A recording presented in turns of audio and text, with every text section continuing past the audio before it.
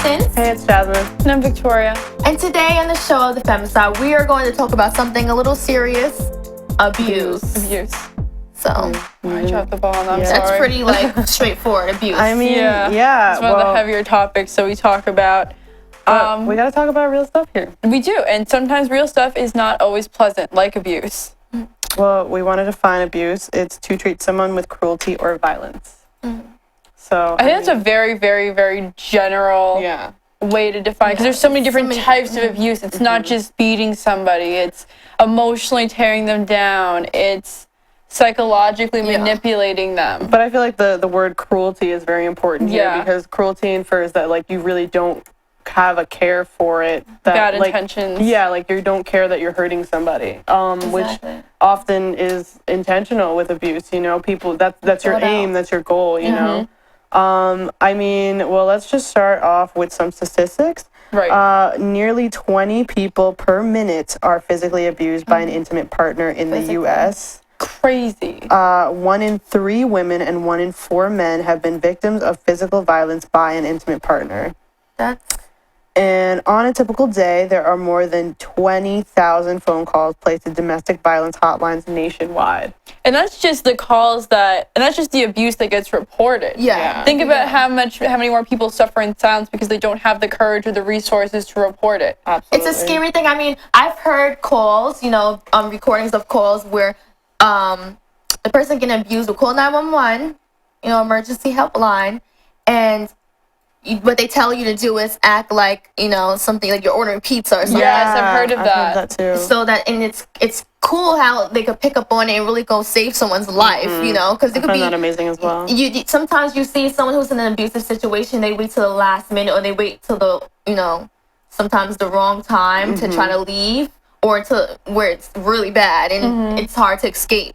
I mean, well, I feel like in general, abusive relationships are hard to escape because you really get into this mindset where it's like, this person loves me, this person cares for me, this is just a bad patch, But I mean, I heard this quote that it's like, if you put a frog in hot water, it'll jump out.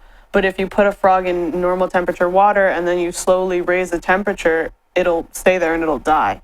And that's like the whole similar concept of like being in an abusive relationship. At first it's great. At first you think that everything's fine, you know what I mean, peachy keen, and one thing goes wrong and then it kind of spirals out of control. And as a person who's seen an abusive relationship, you kind of feel powerless and you feel bad because what can you really say, what can you really do for somebody, you know what I mean? You have to be there for them, but every time you tell them like, listen, you have to leave them, they're kind of just like, yeah, I know. And then they continue doing the same thing, and it's hard to watch. It's very hard to watch. And that's why you have to love yourself, because you're slacking on your self-love right there. You're abusing yourself, honestly, if you don't leave the situation enough time and do something to help yourself. Absolutely. The abuser is taking advantage of you, and you're not taking advantage of all the other opportunities you can have in the world. Some people, though, I think it depends on how you're brought up also. If you grew up in a home where there is a lot of domestic violence going around, a lot of abuse going around, you're going to grow up and you either pick up those similar habits or you become an abuser. Not in all situations, but it's not uncommon for that to happen. For abusers to have been abused themselves. It's your environment, absolutely. I mean, I think the problem is people get comfortable with the abuse, and people. That's why you have to nip it in the bud. Disrespect is unacceptable. And there's warning signs too. There's I feel like I don't know about you guys, when you start dating, there's little warning signs, red flags that will pop up, and you can be like, okay, this person might get a little bit crazy. Look at the way they treat other people. Absolutely. Look at the way the relationship they have with their mother. I mean, obviously not everyone's perfect. Sometimes moms suck. But in my own experience, if a guy is very hostile towards his mom or has a very poor relationship towards his mom, it usually reflects his own poor relationship with women. So it's something to look out for. I think sounds about right. Yeah, that's very important to think of, because I know that there's a lot, also men like to blame their mother, and it's not very far off from him blaming you for things that aren't your fault, and I just find it so perplexing to me, just this whole concept of being able to put your hands on someone and then be like, well, I love you, I'm sorry, I did, I just don't understand how somebody could do a literal 180 every single time. Like, I know there are tons of, like, celebrities that we can name that have been in abusive relationships. I mean, the most obvious case is the Rihanna and Chris Brown. Yeah, that was... That was Really intense high because, profile, obviously. you know what, it was intense because it was one of the first times that such a public figure like Chris Brown was held accountable. That's so his loved, or, you actions. know, Yeah. he was young and youthful, all the young people love his music, and just seeing that as someone you look up to, but still around your age, it was shocking. But I feel like there are people who still love him and respect him and look up to him. Definitely. And, like, Each his own. I can't excuse stuff like that. You know what I mean? Like, yeah, like, I might hear one of his songs on the radio, but I don't really want to acknowledge him. Does that make sense? Yeah. No, I get you. Like, I've heard rappers say disrespectful things about and self-hating things, and I just don't want to even support the music. Even if I liked one of their songs, I don't want to support any more of the music. And it's not even just the men who are abusing women. Also, I don't know if you guys remember, Emma Roberts was arrested for assaulting her, I think they told the other, her fiance, Evan Peters. Wow. That, like, hurt me to hear. It's Because, like, both ways. he's, like, such a... I love Evan delicate Peters. angel. He was so that, cute. I feel like that's but overlooked abuse, domestic abuse. It is to overlooked. men. It is overlooked. I mean, statistically, like you said, 1 in 4 men experience violence, 1 in 3 women. That's not too far off from each other. Because and I think that violence against men goes very underreported. The shame. There's I guess it's guys aren't more likely to be taken seriously if they come in and say, "Oh, my girlfriend Beat me up. You Yeah. know, if a girl was to come in and say, "My boyfriend just beat me up," you know, there would be a little bit more of a support thing. Although it's not a perfect system for women either. Right. Oh, definitely, especially internationally, all over the world, globally. It's like with the censorship, where people are held back from even expressing themselves, Right. or just like, you know, some people can't even walk by themselves down the street, or just do different things. Women, it really rocks your world.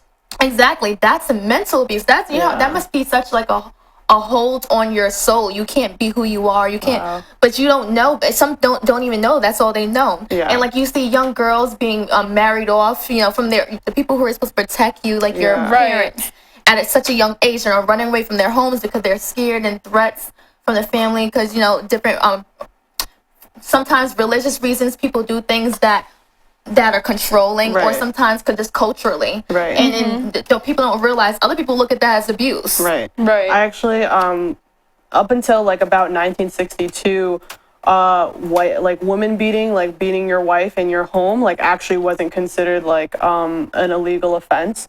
So sometimes it was even encouraged, I suppose, just because like to keep them in line and stuff like that, which I find amazing. 1962, that's really not that far off, really looking at it, really thinking about it. I mean, that's like what, like 50 years ago, yeah, 54 50 years ago. ago. That's crazy to me that there are people that are that age who can remember that time. You know what I mean? I mean, that's wild. I mean, even looking back then, I feel like a lot of abuse in Hollywood was swept under the rug. Oh yeah. I mean, look at Ike and Tina Turner. Until the movie came out. Yeah, I mean, that movie, first of all, that movie is amazing. I've never seen it. It shows Really how good. she dealt with it, how to deal with it It herself. did. And she went to religion, and she went to some of her family, but she's a grown woman. She has kids. She tried to run away. It shows.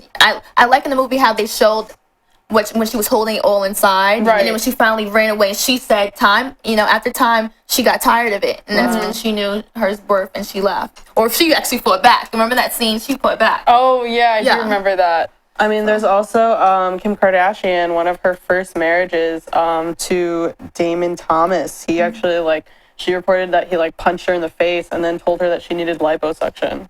Which, Terrible. I mean, like, I feel like literally adding insult to injury. You know what I mean? Like, Literally. That's cruel, right there. yeah, and that's how they get you. That's how they manipulate Put you you. down. And I feel like that's the whole cultivation of it all. Like, I feel like mental, like, was it like physical abuse does not just come by itself. It comes hand in hand because you have to be lowered into a place where you think that that's fine. You know?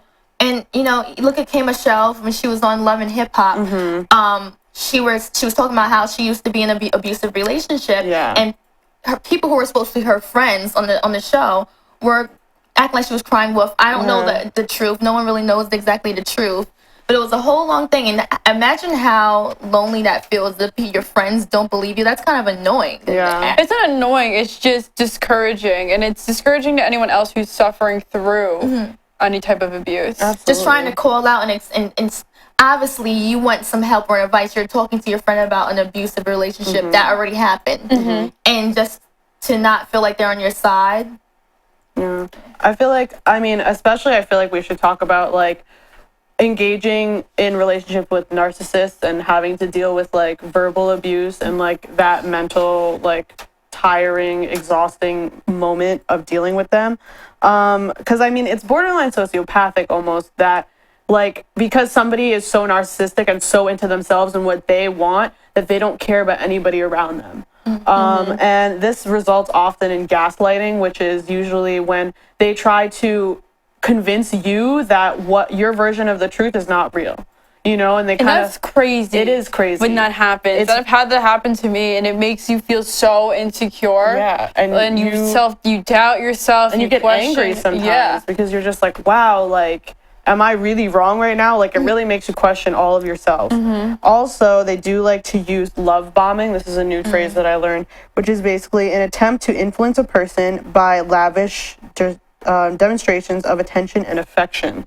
So, one day, genuine. Is it genuine? Of course it's not. You know what I mean? If you're like, let's say like somebody is like, when they go to meet you, they ask you like, oh, meet me in like the town square or whatever. We'll go on a date, this, that, and whatever. They have a beautiful like bouquet of flowers with them. They spend so much money on your meal, and then they go home, and then they're like, you're worthless. I don't understand why we even went out like that. Like, that's just crazy to me. I don't even know how people can do that. Like, I don't even know how, like, that makes sense to people. It's like hashtag waste her time, hashtag waste his time. There was a hashtag going around saying waste his time, meaning being petty. 2016 meaning but this is more than petty. This is beyond a calculated. hashtag. Yeah, this is beyond that. This is a serious personality defect. Yeah, like it's just crazy because it's like, how could you abuse someone and then say that you love them or that you even love yourself? Because I feel like if you treat somebody else like that, that means that you don't really have any respect for anyone, including yourself, because you're going to be represented like that to somebody. You know what I mean? I don't know. It's mind blowing. When people do that, I feel like when it comes to just immaturity and not just someone who really has a problem mentally, because that's just messed up. Some people are immature, and I've seen guys do that, treat girls like that, where they'll actually say, I'm just gonna like play her. They want to play games, and they want to act like, and maybe because they only want certain things from a girl, and they're not going to be truthful about it. Right. And so it's just like, we waste her time. You don't lead people on. People have their life to live, and especially like just not being genuine. You almost make someone question their own integrity in themselves. It's like, okay, what am I doing wrong? It's a mind game. You weren't doing anything wrong at all, but just the person like the abuser like that, just playing on your mind. Like, you don't need that in your life. No one needs that in their life. Absolutely. I just like, I don't know. It's so like, it's hard for me to wrap my head around still to this day. But for people who are being abused, who are in abusive relationships, there's always places to get help. I feel like this most of the time does happen to young people between 18 and about like 25. Yeah. So if you are ever found in this situation, there are tons of like hotlines you can call. As we know, 20,000 phone calls per day. Ton of support groups. You can go to a church, you can go to a school, you can even like reach out if you're working at like a place with human resources. You can see about going through that channel if it's not safe to do something around your home. You know what I mean? Because I feel like also it does happen with people who are living together. You know what I mean? Like, because like I said earlier, like woman beating wasn't outlawed until like 1960s. So I feel like people, because they live together, it's like a whole new plane, and it's like you don't know how to deal with your emotions. A big reason why women don't leave abusive relationships also is because of financial reasons. Absolutely. They don't know where to go. So there are support groups out there for women who have children to help them. And also, October is Domestic Violence Awareness Month, and April is Prevent Child Abuse Awareness Month. So just keep those things in mind, that there are always things, especially things during those months, that are going on where you can find help and you can find out information and better yourself. And if you or anybody that you love or care about, you think maybe suffering from abuse, reach out to them, because not everybody has the courage to say something. Exactly. Look for the signs. Your kids shouldn't have to see that. But imagine being a household and you see your parents fighting all the time, or your mom or your dad slapping each other around. Yeah. Like, that's something you remember. Even if they're quiet about it, that's something that's probably going to stick with them. And you see people having those effects, and they might be an aggressive person or someone who doesn't express themselves at all because they want to hold things back. Right. I mean, I feel like a lot can be said about just talking to someone, like going to counseling, like wherever you are, because I feel like to an extent, like your friends can only help you so much. But when you have like a licensed specialist who like they know the channels in which to benefit you and They're trained. Yeah, you know, like there's so much. It's so much more of an asset also because like they don't know anything about your life really that you don't show them. So they're completely taken out of that situation and they have like a clear mind to be able to direct you in the right places. Do we have a mystery topic for today? Mystery topic? Yes, the mystery topic is, Okay. what does someone do if they know a friend, relative, or even a coworker is being abused? What do you do if you have a friend, relative, coworker being abused? I mean, first and foremost, you have to believe them. Yeah. Because a lot of people are afraid of not being taken seriously. I feel like that's the point. You have to show solidarity with them and say like, listen, like whatever you need, I'm here for you. We're going to like take this hurt and like make it and build it to somewhere where we can be safe. You know, because that's what they need. They need a safety bunker. They need a place where they are allowed to be themselves, because that's often not the case. I feel like Ultimately, you should just listen. I feel like that's a lot of the battle. Yeah, listen. and how you listen. I feel like me personally, I would want someone who's being strong for me in that moment where I can't be strong. Because you know, some people who you could pull someone into your darkness, and that's not good. I don't think that's the outcome you want. Right. Is to No. you know. I feel like you could pull someone out of the darkness and bring them into your lightness is the Right. way to do it.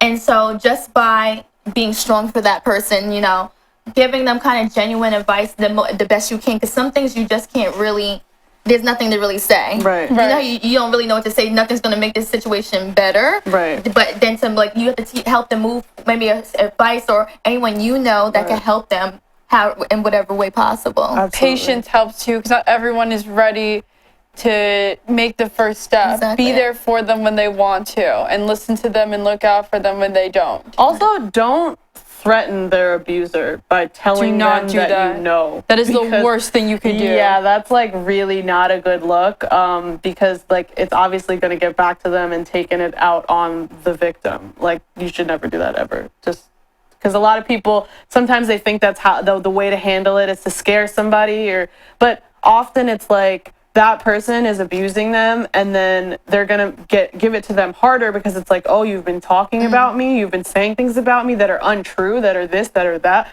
regardless if they're true or not.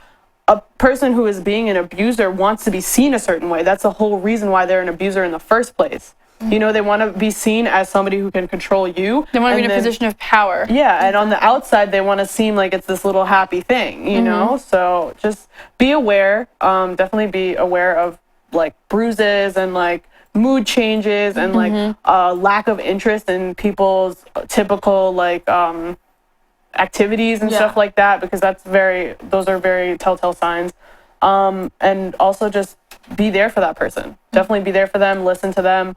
Don't try to interact with their abuser, because that could wrap you in it, and then that could also give the victim a worse time. Exactly. I think, you know, sometimes when you're being abused, or anyone who's being abused for whatever, whether small or large scale situations, they may feel like they can't do anything about it, so they don't. I feel like what you can do, because sometimes you might feel like a burden. You have your own life. You have to always listen to them. I think just when you're listening, kind of just, I don't know, you know how when you're always busy and have you ever had a friend you have to call and you telling you, asking for advice, and you don't really know what to do when you're listening? So maybe just point them into the right direction. Right, absolutely. Show them the resources they need to get help. Definitely. And if you could be that person who literally does like even a little bit of research, like literally Google it. Like, Exactly, yeah. Like, I suppose like what's the word? Abuse centers in my area Domestic or violence hotlines. Yeah, like shelters. anything could help somebody, you know. I feel like don't make it so that you're like making it like obvious, because anything that like with abuse, it comes control. So that person is trying to control this victim. So if you're giving them information, like giving them a piece of paper that they leave in their purse, that their abuser could find that and be like, oh, what are you doing? What do you mean? Blah, blah, blah. You know, you have to be very calculated and aiming for the success of this victim, you know? And that, like, you don't know how this person is because you're not with them. But I don't know, it's a very, like, sensitive way to go about this. But Yes, you definitely have to give them resources. Well, thank you guys for tuning in for another episode Of the Femme Spot. Check us out on Facebook, Twitter, and Instagram at the Femme Spot. And we'll see you later. Bye. Bye.